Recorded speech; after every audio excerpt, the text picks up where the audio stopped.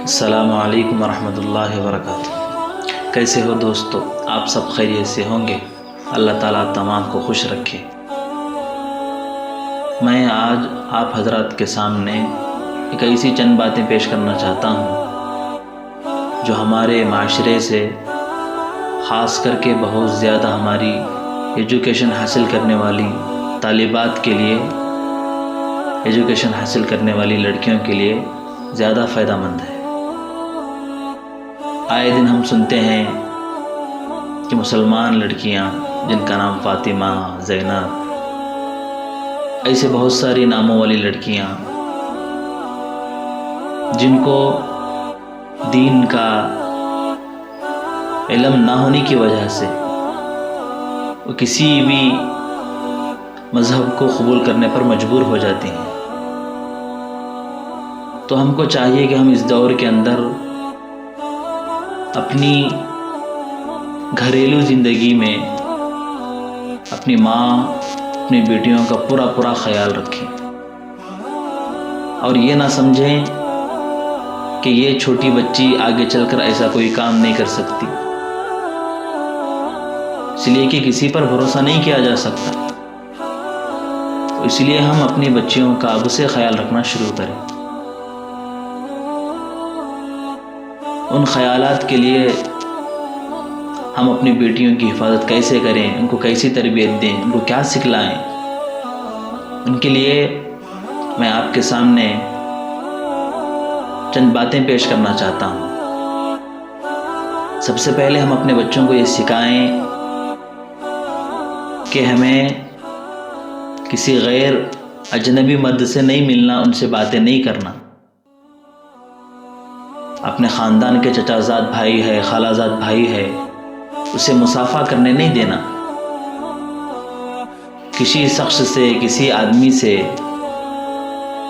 اگر بات کرنا ہو تو ان سے فاصلہ بنا کر، درمیان میں فاصلہ رکھ کر بات کریں، نہ کہ ان کے قریب جانا، ان سے چمٹ کر باتیں کرنا۔ یہ سب اچھی باتیں نہیں ہیں۔ نمبر 3، کسی بھی مرد سے کوئی معاملہ طے کرنا ہو، کوئی بات کا فیصلہ کرنا ہو تو اپنے حدود کا، اپنے لمیٹیڈ کا خیال رکھیں، نہ کہ اس سے زیادہ قریب ہو، نہ کہ اس سے زیادہ دور بھی ہو، کہ دیکھنے والے کو یہ معلوم ہو کہ بھئی یہ میرے رشتہ دار ہونے کے باوجود مجھ سے دور رہ کر بات کرتی ہے۔ یہ تمام باتیں ہمیں اسلام سکھاتا ہے۔ اور کوئی ہنسنے کی بات آ گئی، اگر گھر ہو تو ان کے اندر کوئی بات نہیں ہے، اگر باہر ہو تو آہستہ آواز سے ہنسیں، نہ کہ بلند آواز سے خے خے لگا کر ہنسنا، مذاق کرتے ہوئے ہنسنا۔ یہ لڑکیوں کی بہت بری عادت ہے۔ تو اس سے ہمیں اپنے بچوں کا ان کو سکھانا ہے۔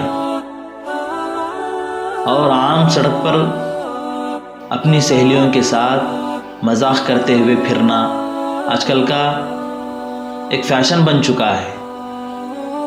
تو اس لیے راستے کے آداب کا خیال رکھتے ہوئے اس کا خیال رکھیں۔ اگر لفٹ میں چل رہی ہیں کچھ لڑکیاں، اجنبی مرد آ گیا سامنے تو پہلے اسے جانے دے، نہ کہ اس کے ساتھ ہی چلے جائیں۔ اس کے جانے کے بعد پھر دوسری مرتبہ جب جانا پڑا تو اپنی لڑکیوں کے ساتھ اس لڑکی کو جانا چاہیے۔ خاص کر کے ہماری چھوٹی بچیاں جو گھروں میں رہتی ہیں، اگر ان کو دکان بھیجنا ہو کوئی سامان لانے کے لیے تو ایسی بچیوں کو باریک لباس پہنا کر نہ بھیجیں۔ اس سے کیا ہوتا ہے، دیکھنے والوں میں غلط خیالی پیدا ہوتی ہے۔ تو اس لیے اپنے بچیوں کو باریک لباس پہن کر یا ٹائٹ کپڑے پہنا کر دکان، بازار ایسی جگہ نہ لے کر جائیں۔ سڑکوں پر کسی بھی مرد سے بات کرنے سے احتراز کریں۔ کوئی آ کر کسی سے ایڈریس پوچھ لیا، کوئی آ کر پتہ پوچھ لیا کسی کا، تو کیا لڑکیاں کیا ہوتی ہیں، اگر کوئی ان کو ایڈریس پوچھتا ہے، کوئی ان سے پتہ پوچھتا ہے تو فوراً بتا دیتی ہیں۔ ان سے احتراز بچنا ہے، بولنا بھی مجھے معلوم نہیں ہے، آگے جا کر کسی سے پوچھ لوں۔ ہو سکتا ہے وہ ایڈریس پوچھنے والا، وہ پتہ پوچھنے والا اس بچی کو نقصان پہنچا دے، تو اسی لیے اس سے بچنے کی ضرورت ہے۔ اور آخر میں جب زمین پر کسی لڑکی کی کیا پین گر جائے یا اس کا ٹاپ گر جائے یا موبائل چھوٹ کر گر جائے تو لڑکی رکوع کے طریقے میں جھک کر وہ چیز کو نہ اٹھائیں. اس سے کیا ہوتا ہے، دیکھنے والوں کے اندر ایک خباثت پیدا ہو جاتی ہے، ایک نازیبا جسم کی حرکت پیدا ہو جاتی ہے. اسی لیے اس کا طریقہ یہ ہے کہ اپنی کمر کو سیدھی رکھتے ہوئے بیٹھیں، پوری طرح بیٹھ کر اس چیز کو اٹھا لیں، بعد میں اسی طرح اٹھ جائیں.